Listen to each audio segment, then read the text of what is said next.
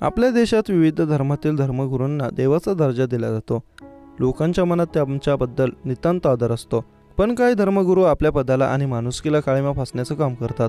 उत्तर प्रदेशातील गोरखपूरमध्ये अशीच एक घटना समोर आली. गोरखपूरमधील एका गावात असलेल्या मद्राशामध्ये शिकणाऱ्या 12 वर्षांच्या विद्यार्थिनीवर मौलानाने बलात्कार केल्याची घटना समोर आली. पीडितेच्या सोबत शिकणारी सर्व मुलं घरी गेल्यानंतर तिची अडवणूक करून आरोपीने तिच्यावर अत्याचार केला.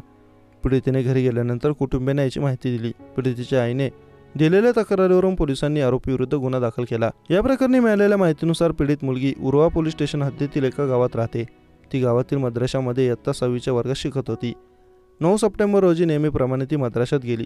अभ्यास केल्यानंतर सर्व मुलं आपापल्या घरी निघाली तेव्हा आरोपी मौलानाने पीडितेला काहीतरी कारण देऊन थांबवून घेतलं आणि तिच्यावर अत्याचार केला.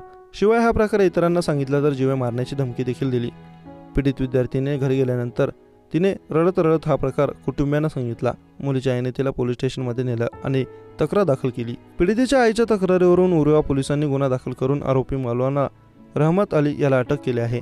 गोरखपूरचे SP दक्षिण जितेंद्र कुमार यांनी सांगितलं की उर्वा पोलीस स्टेशन परिसरातील गावात राहणाऱ्या एका महिलेने 9 सप्टेंबर रोजी तक्रार दिली आहे. 12 वर्षांच्या मुलीवर मद्राशातील मौलानाने अत्याचार केल्याचे प्रकार आहे. या प्रकरणी मॅजिस्ट्रेटसमोर पीडितेचा जबाब घेण्यात आला. तिची वैद्यकीय तपासणी देखील करण्यात आली. पोलिसांनी आरोपीला अटक केली आहे.